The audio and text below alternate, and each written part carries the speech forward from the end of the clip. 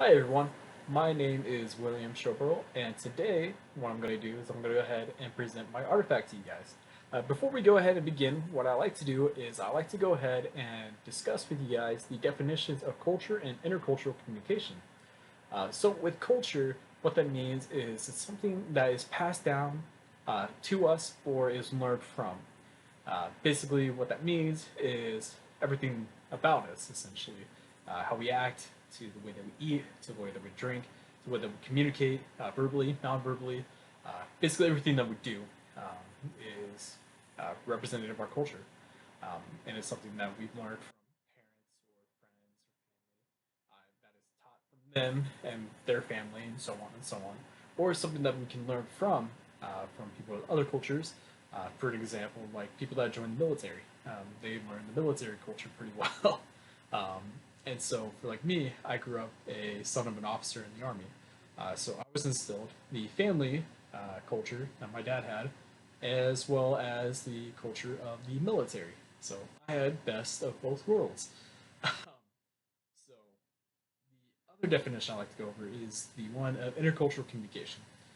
Basically, it's how we are able to communicate with people from other cultures. You know, the bad part of it, you know, is to be said, racism, homophobia, stereotypes, basically anything that brings down or is rude to another culture. Obviously, we see the bad or how extreme it can get. But on the good part, it's something that we can learn and learn how to communicate with others. Not only just be able to communicate, but also to understand and to learn, to be able to learn and interpret people from other cultures. Um, so, best example I would have is if I was to go to Japan and I did not know anything about their culture, and I had no regards for it. That would show that would be very rude. That would show a lot of slight to them. But if I was to learn and embrace or be able to understand and be able to respect that culture, um, you know, better things will happen, I guess, in a sense. Um, you know, it's something that because communication is not static. It's something that we that's always presented to us in many different facets, and it's something that we are always gathering with our eyes, with our ears, uh, you know, things that we smell, to the way that we act. So that's kind of the basics definitions of it. So I appreciate you guys staying with me for that. Now to the artifact part of my presentation. So I know we're supposed to have one. I instead cheated and are showing you guys two. They are both football jerseys of mine when I first played football back in the sixth grade. So the first one I like to show you guys is this one right here. This is the first one. This is the first team I ever played for. Uh, when playing for sports, especially football. Um, and then the second one that I like to show you guys is this one right here. This is my All Star jersey of that same year of me playing football.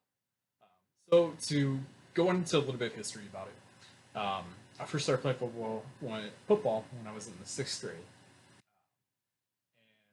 it's something that I always wanted to do, but my parents were cautious of me doing it. Obviously, it's a very physical sport, and you can obviously get hurt, but it was something that I showed my parents that it's what I wanted to do and it's what I wanted to play. And so the first jersey I showed you was a team called the Parkland Raiders. For anybody who doesn't know, Parkland is just south of Tacoma.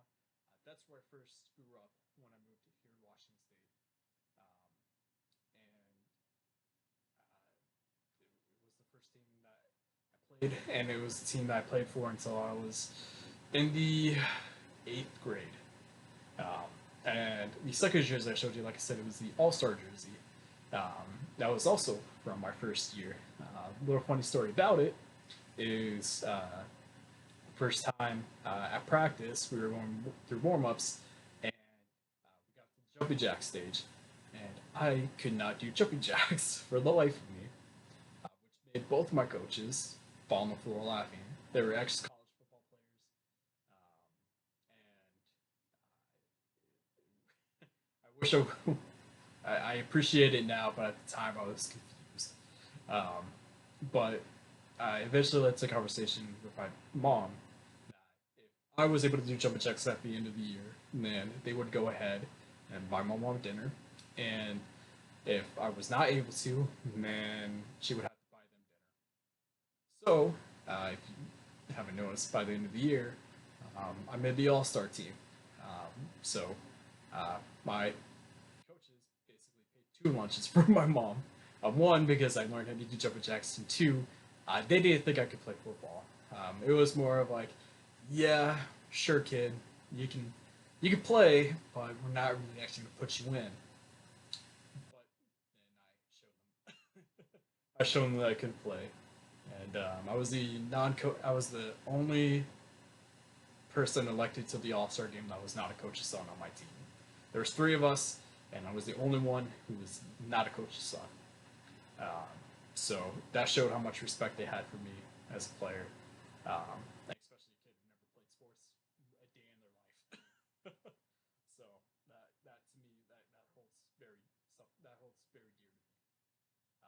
So give you a little bit more of a description about what the so this first jersey is a black jersey with red and white lettering, and with the white collar and white on the sides.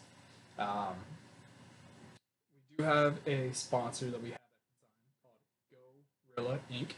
I don't know who they are, but they helped us sponsor and they helped get us these really nice jerseys, which are better than any one I actually had in high school. And then this one, All Star jersey, is all red with white lettering. We have a sponsor up here that sponsored the All Star game. And right here it says GPSYFL uh, All Star. That was the name of our league that our team was part of. So in my conference, we wore red, and the conference that we played against of their All Stars, they wore blue. So they were blue and white, we were red and white. So that's a little bit more of the description of what we have for the jerseys here. Um, and so, what I like to do next is talk about the language or the jargon for football. To put it lightly, there's a lot. There's quite a bit that it took me years to understand and develop. Um, and to give you guys a little bit of example, and this is really small. Um, I played every position besides two, punter and kicker. So I never kicked the ball. But the main two positions I played were middle linebacker and running back. So for middle linebacker, the name that we provide to it is called a Mike linebacker, which means middle linebacker. And occasionally I would play, if need be, I would play what we call a Leo backer, which is the name for it is the strong side linebacker. And if need be, I also play the weak side linebacker, which is what we call the whip linebacker. And then I also played running back. And the different names for them is H back, tailback, um, running back. You know, that's just the basics of the jargon. To give you guys a little bit more, or at least give you guys a little bit more detail, things that we had to learn were the positions that we were in. Obviously, not just the name, but like if you're playing on the offensive line, were you playing the 2 point stance or 3 point stance? If you're playing defense, are you in the 3 point technique?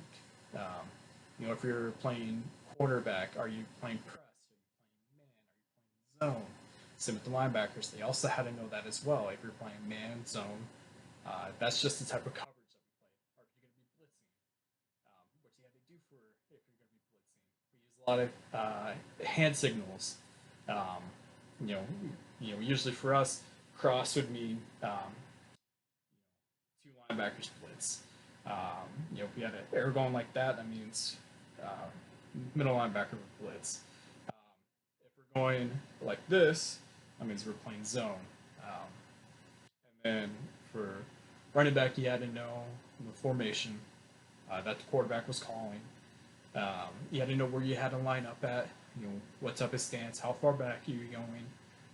If you're playing a wide receiver, you got to figure out what position you're playing as wide receiver. Are you playing an X, or you're playing a Z? If you're playing tight end, you got to know if you're. You got to know that you're the Y receiver. You got to know where you're going to be lining up. You use a lot of different numbers. The lineman has to know where they're blocking. So what level are they going to? Are they pulling? Are they are they going straight ahead to the second level? So there was a lot that she had to learn. There was a lot of different words, a lot of jargon that she had to understand. So when it comes to what I hope for people, you know, when it comes to these artifacts that I'm showing is how much dedication I put in, and hard work. To me, football was everything. Um, it still kind of is. And even though I don't play it anymore, too many injuries. It's a game that I still love. It's a game where I watch the Seahawks on Sundays. I know exactly what play they're running, or even after play goes, I can tell what type of defense that they're using, what type of defensive play call that they're using, what formation that they're running on offense, where they're running to. I know all of that, and it still keeps me into the game even though I can't.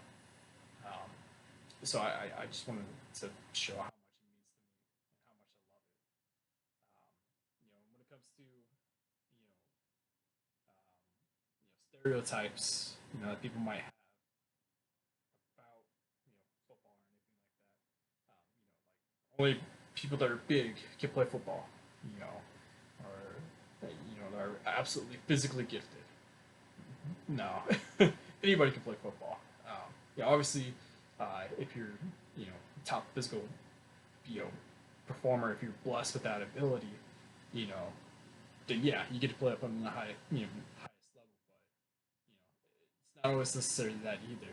You know, you don't always have to be the biggest guy to be able to play. For example, one of my favorite players, his name is Darren Sproles. He's only 5'6", and he's been in the NFL for over 10 years, and he's still going. The dude just puts in a lot of work. He has a lot of dedication. He knows that this is what he wants to do, and this is what he loves to do. And to me, that shows a lot of respect that one he has for the game, two he has of other people, and three it shows a lot of respect he has for himself. Um, so that's one thing I hope that that kind of demystifies that stereotype that only big tall people can play. Anybody can play as long as you put in the hard work and the dedication. You got it. You're solid. And like I was saying before, this like football was able to give me a lot of you know it helped me drive. Gave me that drive. You know, not a lot of things do it for me nowadays, but it allowed me to get up every single day. It allowed me to work. It allowed me to get that extra rep in it from working out, to take that extra step, to work hard for it. And that's what helped me do more. That's what helped me make me feel most complete. Sorry that the video is very long. I hope you guys did like the presentation. If you do have any questions, comments, anything like that, feel free to leave them in the comment section. I really do appreciate any type of feedback. And thank you guys for sticking around the video. I know it was pretty long. I know it's supposed to be 5 minutes, but I kept it within the 15. So thank you guys, and I'll see you guys in class.